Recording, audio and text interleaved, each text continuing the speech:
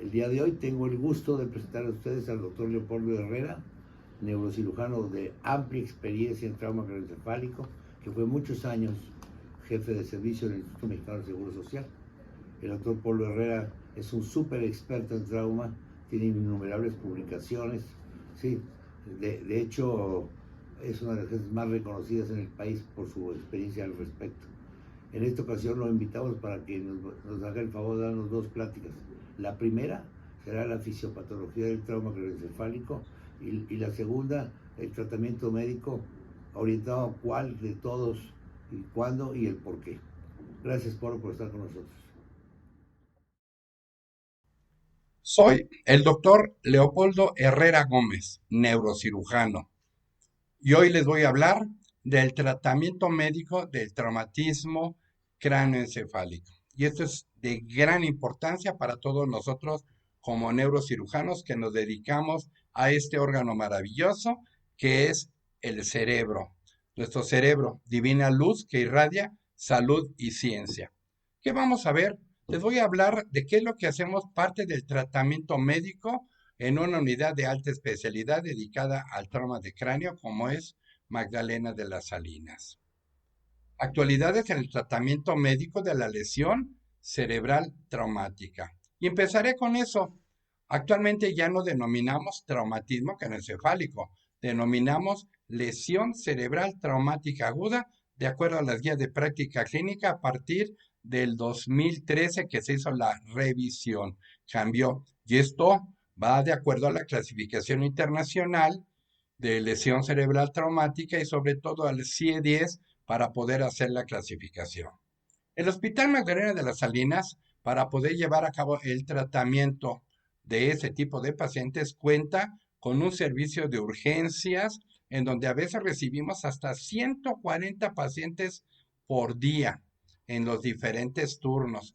Cuenta con un helipuerto donde recibimos pacientes que llegan de diferentes partes de la ciudad en forma rápida.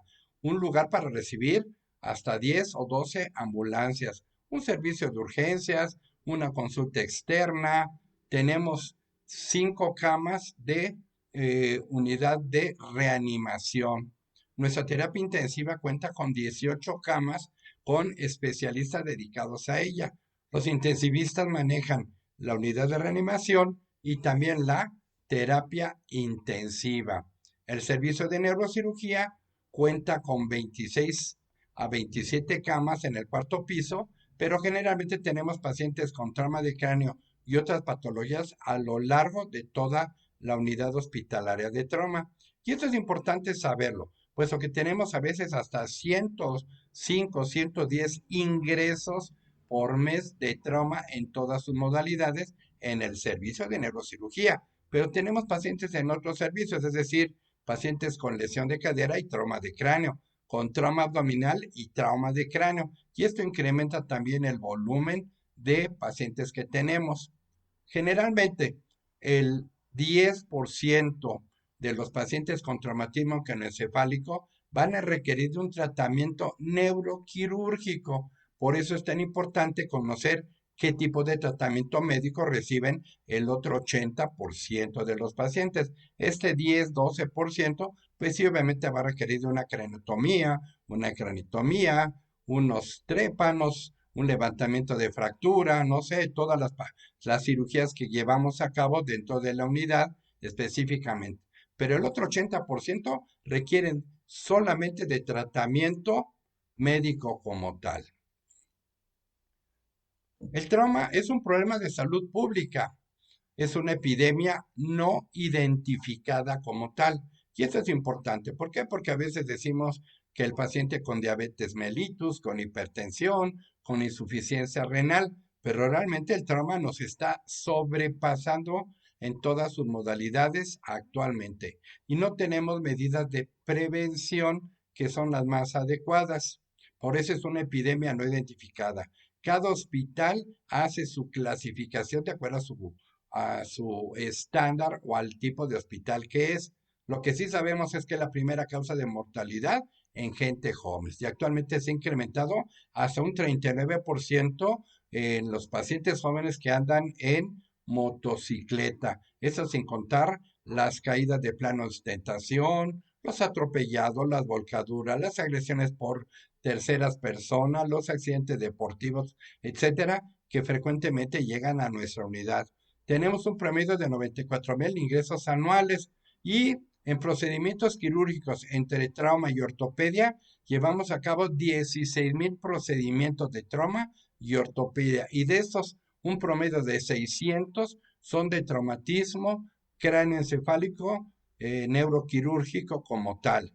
La clasificación pues va dependiendo, y les vuelvo a repetir, a veces queremos hablar de contusión cerebral y el nombre actual es de lesión cerebral focal, dependiendo que es una S06.3 de acuerdo al CIE-10 cuando queremos hacer algún trabajo de investigación. Dentro del GRD, es decir, cuánto cuesta un paciente desde que llega al servicio de urgencias y es dado de alta, se llama GRD, Grupo Relacionado al Diagnóstico, y eso lo vemos desde que lo recibe el médico, asistente médica, enfermera, especialista, todo el tratamiento como tal, y se hace el costo unitario como tal. Y esto nos da altísimos ingresos como tal de los capitales constitutivos, alto costo económico, el impacto a la familia también, que es muy importante, y el aspecto social, puesto que la mayor parte pueden llegar a ser trabajadores. Es mayor en países industrializados, mayor parque vehicular, más industrias, más traumatismo cráneoencefálico. Además de esto, ¿qué sabemos? La lesión cerebral traumática aguda debe de ser manejada en unidades dedicadas al trauma, es decir, centros organizados de neurotrauma, donde el manejo por un grupo debe ser inter y multidisciplinario, es decir, inter con los servicios que tiene el hospital o fuera de ellos, y multidisciplinarios, es decir, participa maxilofacial, cirugía plástica, general, trauma, ortopedia, todas las especialidades participan. Los neurocirujanos pues somos los líderes que debemos de manejar el trauma craneoencefálico, pero tenemos médicos de urgencia, cirujanos generales, intensivistas. El liderazgo que debemos de tener es fundamental para la evolución y pronóstico del paciente. Deben de ser medidas médicos certificados con ATLS y actualmente con PHTLS. Deben de tener unidades de reanimación o choque. La unidad cuenta con 5 cubículos de choque. Debe tener tomografía computarizada a las 24 horas del día, quirófanos disponibles en el momento en que llegue el paciente para poderlo intervenir si lo requiere en su caso. Y sobre todo, unidades de cuidados intensivos. Nuestra unidad cuenta con 18 camas. Y la implementación de protocolos dinámicos, es decir, el trauma son fenómenos dinámicos, no es estático, puede ir cambiando el edema cerebral de ser tumefacción a un edema vasogénico y luego un citotóxico, o crecer el área de penumbra isquémica de la contusión cerebral y deteriorar un paciente que requiera. Por eso es tan importante los protocolos. Antiguamente utilizábamos mucho como diurético osmótico el manitol. Hoy actualmente utilizamos las soluciones hipertónicas al 3% con el manejo del desequilibrio hidroelectrolítico. Y todo esto ha ido evolucionando en beneficio del cerebro traumatizado. Por otro lado, es importantísimo saber qué es lo que tenemos que saber para el tratamiento médico. La valoración y el tratamiento es una práctica dinámica en medicina en todas y cada una de nuestras áreas de urgencias, en donde se incluye la resucitación, las respuestas terapéuticas efectivas y rápidas. Debemos de ser resolutivos que respondan a la falla de sistemas orgánicos vitales. Es decir, cómo el cerebro controla la función cardíaca, pulmonar, digestiva, etcétera, y que debemos de conocer la respuesta metabólica al trauma en sus dos fases. ¿Qué hay que hacer en cada una de ellas ante la falla de estos sistemas orgánicos vitales? ¿Qué hacemos? Utilizamos protocolos efectivos y actualizados y que sean consensuados dentro de la unidad. Todo esto basado en una historia clínica cuidadosa, que es el pilar. Recordar la norma oficial mexicana 004 del expediente clínico, que es importantísimo y a veces no le damos el valor adecuado. Y recuerden que el trauma el paciente con trauma es un caso médico legal hasta no demostrar lo contrario. Y que el expediente clínico es lo único que puede ayudarnos a una defensa después de un buen tratamiento. Entonces yo le recomiendo siempre tener los expedientes en orden en base a la norma oficial mexicana. Una buena historia clínica, metas específicas de tratamiento, es decir, requiere tratamiento médico solamente o médico y neuroquirúrgico o ninguno de los dos. A veces el paciente ya llega muy grave y fuera de tratamiento. Debemos de mantener la homeostasis de los sistemas. Para eso nos apoyamos de los médicos de urgencias, de los médicos de medicina interna, para apoyarnos en la estabilización del paciente junto con los intensivistas. Prevenir hipoxia e isquemia, un manejo multidisciplinario que es lo que necesitamos. Ya hablamos de la lesión primaria, de la lesión secundaria, cuando es la destrucción tisular por el impacto directo al tejido cerebral, es decir, el impacto directo o mecanismos de aceleración y desaceleración que pueden llevar a cabo de una lesión primaria a una lesión secundaria. Es decir, todas aquellas fuerzas microvasculares y bioquímicas que llevan a hipoxia, isquemia, edema y a la hipertensión endocraneal con presiones intracraneales por arriba de 30 milímetros de mercurio que pueden provocar las hernias transtentoriales que acaban con el paciente al comprimir el tallo cerebral y la cascada de autodestrucción, es decir, la excitotoxicidad y la apoptosis. La ventana terapéutica para poder disminuir o revertir el daño neurológico. Conocemos muy bien el deterioro roso caudal. Es del pan nuestro de cada día de todos nosotros. Es decir, el estado de alerta está despierto, somnoliento, está en estupor o está en coma. El diámetro pupilar, la pupila siempre debe de ser focalizador, es decir, la compresión de la quinta temporal en la parte posterolateral del tercer nervio craneal que va a disminuir la acción parasimpática y la acción simpática va a provocar la dilatación de la pupila y la apariencia del tercero o la plegia del tercer nervio craneal con la aptopsia, la exotropia y la midriasis. Ver el patrón respiratorio, está en fase diencefálica, está en fase mesencefálica, recordar dónde están los centros amnéusticos y neumotáxicos, que son los que llevan a cabo en el tallo la función respiratoria. ¿Qué tipo de respiración? ¿Es una respiración acidótica? ¿Es una respiración ya pontina? ¿O qué tipo de respiración es? Las posturas anormales, es decir, el paciente llega decorticando, llega descerebrando, ipsi o contralateral como parte del deterioro, es decir, está en fase diencefálica, mesencefálica, pontina o vulvar. Los reflejos óculocefálicos y oculovestibulares que nos dicen la actividad del tallo y siempre el recordar que son fenómenos dinámicos que aumentan y comprimen al tallo cerebral a través de la quinta temporal. Dentro de las guías de manejo del trauma de cráneo de la AANS nos dice cuáles son los puntos importantes del tratamiento médico. Mantener una presión sanguínea y una oxigenación cerebral adecuada. Una terapia hiperosmolar con soluciones hipertónicas al 3%. Si se requiere hacer una craniotomía descompresiva de 14 por 14 centímetros que incluyan la escama del temporal. El monitoreo de la presión intracraneal y da tratamiento cuando el paciente tiene arriba de 25 milímetros de mercurio, da tratamiento en base a las guías de práctica clínica. Mantener una presión de perfusión cerebral por arriba de 70 milímetros de mercurio. Monitorizar la oxigenación cerebral. Dar analgesia, sedación y en su caso anestesia si el paciente lo requiere como protección cerebral. La hipotermia profiláctica, que es una opción que se sigue utilizando en algunos lugares. A veces cuando hay hidrocefalia, el drenaje del líquido cefalorraquídeo o actualmente las cisternotomías donde se abre o se llega a la fosa posterior, se abre la cisterna y drenaje del líquido cefalorraquídeo como tal para disminuir la compresión cerebral. Una terapia ventilatoria adecuada, no todo es hiperventilarlos.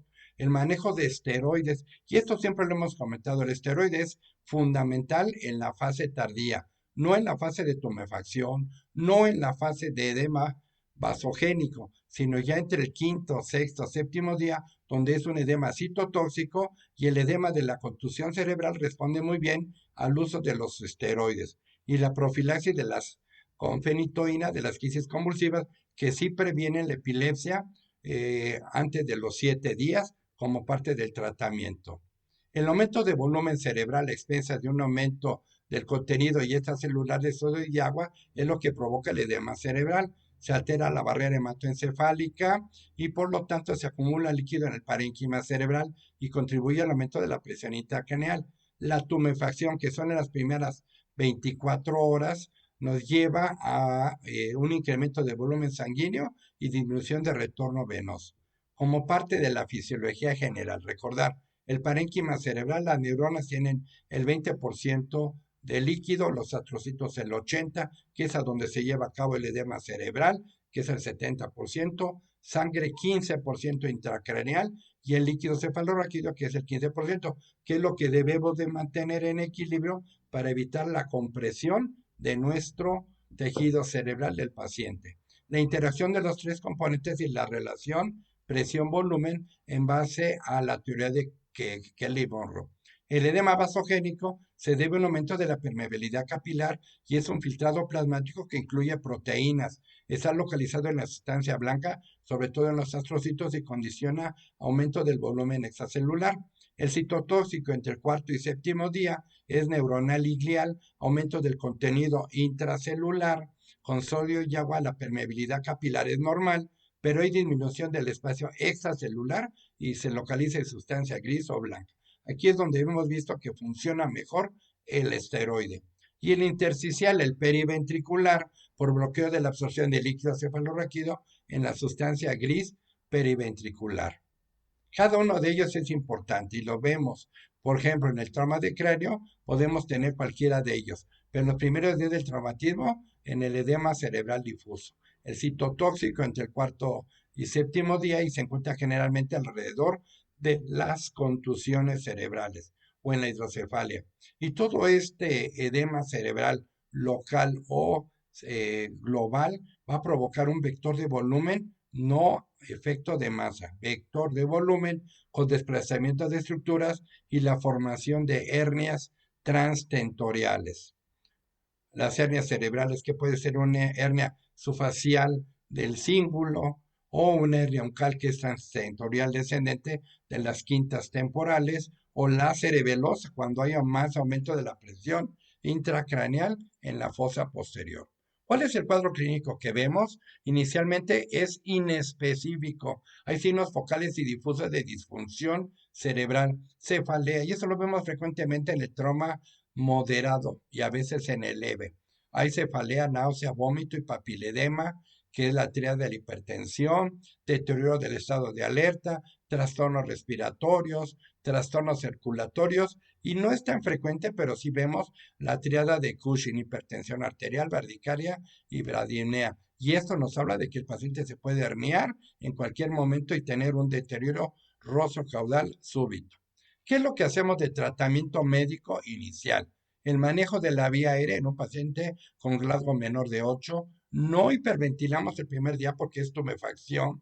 La estabilización hemodinámica, evitar las 9H, y eso lo hacemos con terapia intensiva y con los médicos de urgencias. Hipotensión, hipertensión, hiperhipolicemia, hipertermia, etcétera, hipercalemia.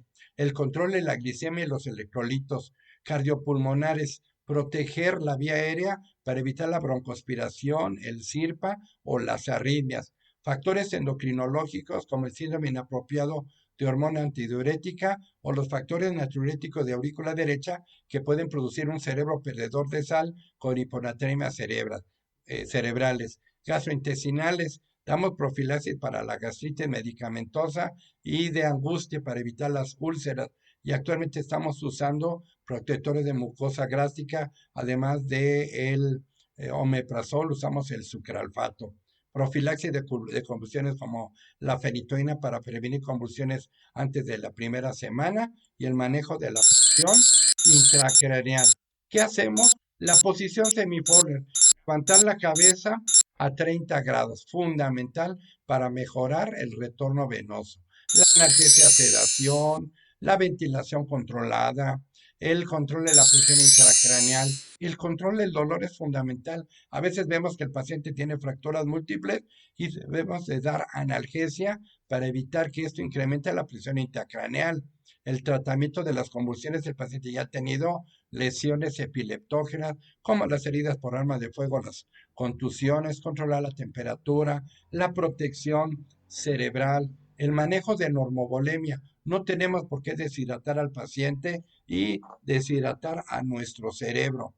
La terapia hiperosmolar con soluciones hipertónicas al 3%, el control metabólico de todas las H's que hemos comentado es fundamental y parte del tratamiento médico. El uso de esteroides, y si bien las guías de práctica clínica nos dice que en la fase aguda no se utilizan, sí vemos que a partir del quinto a séptimo día responden muy bien en el edema de tipo citotóxico. Y en algunos casos, cuando está el edema, sí es válido la utilización de coma barbitúrico como tal para evitar estas catástrofes del edema cerebral, proteger al cerebro y poderlo preparar para un procedimiento quirúrgico tal.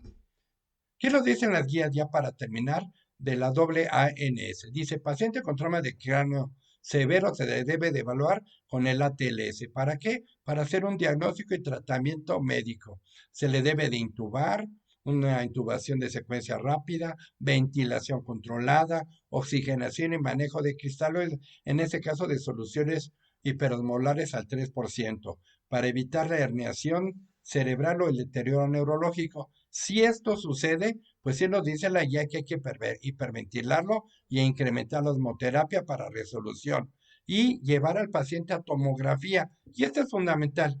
El paciente debe de ser llevado a tomografía cuando está hemodinámicamente estable para evitar accidentes o complicaciones en el área de tomografía. Por otro lado, ¿qué pasa en la unidad de reanimación? Es personal altamente capacitado como tal para poder dar un manejo adecuado, es decir, todos participamos. Suena lo que llamamos el código trauma, es decir, hay una sirena dentro de la unidad que suena y llega inhaloterapia, equipos de ultrasonido para ver el FAS, eh, todos los servicios, trauma, ortopedia, neuro, cirugía general, maxilofacial, para poder evaluar al paciente en forma multi e interdisciplinaria en la unidad de choque y darle prioridades de tratamiento, en este caso, tratamiento de tipo médico. Pero, ¿qué sucede en base a las guías de manejo internacionales? El impacto de los diferentes protocolos hospitalarios en el trauma de cráneo severo en unidades de terapia intensiva en relación al manejo convencional que todos utilizamos, aunado a los diferentes criterios de monitoreo y tratamiento, continúan siendo muy variables. ¿Por qué? Porque en la mayor parte de los casos son evidencias tipo 2 o 3 o son dependiendo del recurso hospitalario que se tiene. La carencia de estudios controlados y estandarizados en nuestro medio también no nos ha permitido saber o hacer protocolos prospectivos como tal. Sí hacemos el seguimiento de los casos y estamos ahorita en la fase de hacer un coma data bank con los datos internacionales del trauma craneoencefálico. Además de esto, es importante que los servicios de urgencia tengan ciertas características. ¿Qué debe tener un servicio de urgencias? Para hacer un estándar no hay datos suficientes ni para las guías, pero como opción, todo servicio de urgencias de cualquier unidad hospitalaria debe de dar prioridad a la resucitación fisiológica rápida, a prevenir o evitar dentro de lo posible el deterioro rostro caudal neurológica y dar un tratamiento agresivo de la hipertensión intracraneal con algoritmos y rutas críticas. Y esto es importante que lo tengamos todos en cuenta. Razonar un balance entre prioridades cerebrales y sistémicas en cada paciente en particular. Recuerden, esto es fundamental, este balance. La unificación de criterios en el manejo del trauma de cráneo se debe de llevar a cabo en los servicios de urgencias. Manejo en un centro de trauma. La meta principal es prevenir la lesión secundaria, hipoxia, isquemia, edema, hipertensión, mantener una adecuada presión y oxigenación, un reconocimiento primario, debemos de conocer todos el ATLS, la fase de resucitación, para estabilizarlo, un reconocimiento secundario en donde podamos ya interpretar la tomografía, la evolución neurológica, los laboratorios, lesiones agregadas y poder hacer un esquema de tratamiento. La exploración neurológica, estudios de neuroimagen. La TAC, la tomografía de cráneo simple, sigue siendo el estudio ideal para el paciente con trauma de cráneo. Una atención inmediata y definitiva. Manejo de lesiones asociadas, fracturas de huesos largos que pueden provocar embolismo, contusiones miocárdicas, pulmonares, que pueden deteriorar al paciente, no necesariamente desde el punto de vista craneal, sino neurológico como tal. Y el manejo médico, y en el último caso, si lo requiere, un manejo neuroquirúrgico multidisciplinario en este caso. Además de esto, ya para terminar, en base a la presión y perfusión, ¿qué es lo más importante? Hipotensión, presión sistólica menor de 90, hipoxia que no debe de ser menor de 60 milímetros de mercurio y un monitoreo continuo y corrección inmediata. Opciones, presión de perfusión es igual a presión arterial media menos presión intracraneal. Y este es un equilibrio, una ecuación directamente proporcional. Mejoramos la presión de perfusión, disminuimos la presión intracraneal, mantener presión arterial media por arriba de 90 y la presión de perfusión siempre arriba de 70 para evitar la vasoparálisis. Intubación en pacientes con Glasgow bajo. Hipotensión e hipoxia debemos de prevenir. La intubación prehospitalaria que le estamos favoreciendo en programas de trauma en la Ciudad de México, es decir, que la ambulancia tenga un médico y si es posible que el paciente, si lo requiere, ya venga intubado en la fase prehospitalera para mejorar la sobrevida y las escala de resultados finales, es decir, el GOS, la resucitación con cristaloides hipertónicas y los factores predictivos como tal. Además de esto, ¿qué indicaciones tenemos para el monitoreo de PIC? Es una recomendación. El monitoreo de la PIC es necesario en el trauma de cráneo con alteraciones tomográficas como tal. Disminuye hasta en 10 puntos la mortalidad como tal en los protocolos. Se requiere de una tomografía. A veces colocamos una sonda de alimentación infantil o un catéter de presión intracraneal que mide presión intracraneal y temperatura cerebral y lo conectamos, a veces un sistema LICOX que además mide la tensión de oxígeno local tisular y que todo esto es fundamental y es parte del tratamiento médico del trauma craneoencefálico. Y esto, yo que llevo muchos años, muchas décadas haciendo monitoreo de la presión intracraneal nos indica que aprendemos del acto de monitorizar y reflexionar sobre las variables obtenidas y del esfuerzo de integrarlas a la toma de decisiones terapéuticas. Debemos de recordar que no operamos estudios, operamos pacientes. Disponer de una información global nos orienta a un hecho. Medir presión intracraneal nos dice, tiene muy alto, baja la presión intracraneal. Disponer de una información específica, regional o local, nos da la muestra de un hecho puntual. Es decir, este paciente está haciendo edema cerebral, por ejemplo. Pero disponer de una información combinada, global y regional, es decir, tensión de oxígeno, presión de perfusión, presión intracraneal, temperatura cerebral, nos va a acercar de una forma más precisa a la realidad qué es lo que está pasando dentro de la fisiopatología de nuestro cerebro traumatizado. Además de esto, ¿qué es lo que viene?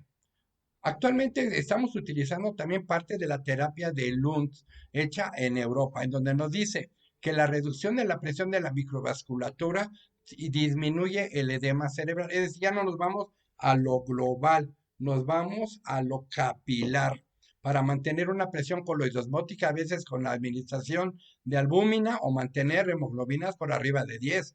Reducir la presión hidrostática capilar con la reducción de la hipertensión arterial sistémica, manteniendo presiones arteriales de 90 milímetros de mercurio de presión arterial media. A veces utilizamos metoprolol o clonidina y sobre todo disminuimos el volumen sanguíneo cerebral, aumentando la resistencia de los vasos precapilares con vasoconstricción, con dosis baja de tiopental o de hidroergotamina para evitar esos cerebros con grandes lesiones isquémicas como tal y gran edema cerebral.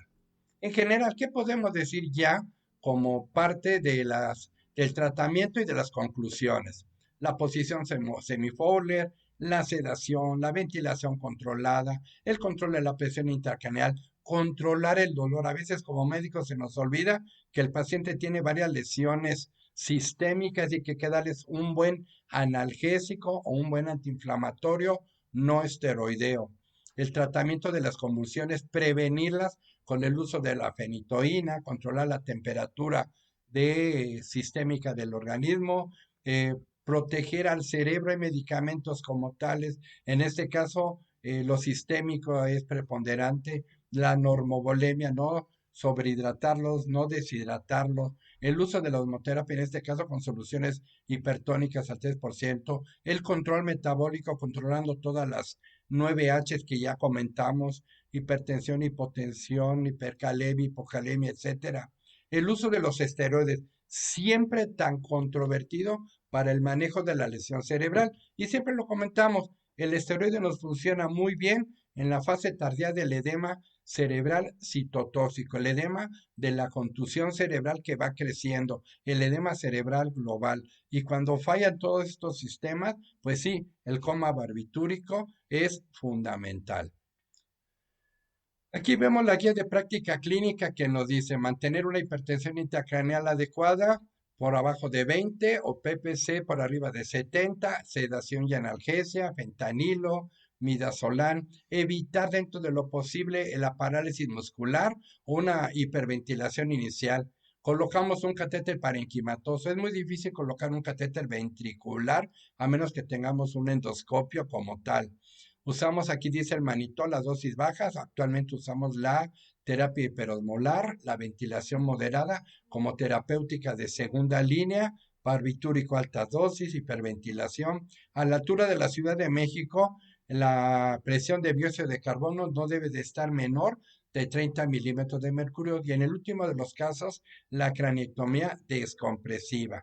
Terapia de segunda línea, mantener presión de perfusiones adecuadas, presión de perfusión dirigida. ¿Esto a qué nos lleva? A tener estas conclusiones. ¿Qué podemos decir dentro del tratamiento médico? Por un lado, la reanimación y el manejo intensivo de los pacientes con traumatismo cráneo-cerebral severo y edema han experimentado un cambio muy importante en las últimas 3 décadas. Esto es evolutivo conforme vamos conociendo mejor la fisiopatología del cerebro. Medidas que con anterioridad habían sido consideradas dogmáticas como tal, como era la administración de dexametasona inicial, los barbitúricos profilácticos o la hiperventilación empírica, hoy no solo han demostrado ser inefectivas, sino que con frecuencia es la causa de efectos adversos importantes. Los resultados de diversos ensayos clínicos controlados han reorientado las pautas terapéuticas clásicas y los estudios actuales definirán los protocolos de tratamiento a futuro. Siguiendo con las conclusiones, y lo hemos comentado, el mundo sufre grandes cambios climáticos, lo estamos viendo actualmente con todo esto que está sucediendo en todos lados, provoca grandes desastres generadoras de verdaderas situaciones de urgencia, en donde todos nosotros como médicos y o neurocirujanos nos enfrentamos a grupos de pacientes de todo tipo de lesiones que antes no nos imaginábamos. La evolución de la humanidad debería de llevarnos una vida exenta de agresiones. Sin embargo, cada vez más la agresión y la violencia por armas de fuego sofisticadas son instrumentos de producción de todo tipo de lesiones. En un paciente con trauma, el reconocimiento temprano de tipo de lesiones, su clasificación, tratamiento inicial y definitivo multidisciplinario es parte fundamental de su pronóstico. Y esto es importantísimo. Eso es lo que yo les quería platicar sobre el tratamiento médico del trauma de cráneo. Y lo vuelvo a repetir, el trauma es como la vida, es el arte de extraer respuestas satisfactorias de premisas insuficientes. El paciente con trauma a veces no es tan florido, no nos da tantas características. A veces tenemos que saber explorar un paciente en estupor o en coma desde el punto de vista neurológico. ¿Qué tipo de reflejos de tallo tiene? ¿Qué tipo de ausencias tiene? Y apoyarnos de estudios de neuroimagen y de electrofisiología. Esto es parte del tratamiento médico del paciente con lesión cerebral traumática aguda. Gracias.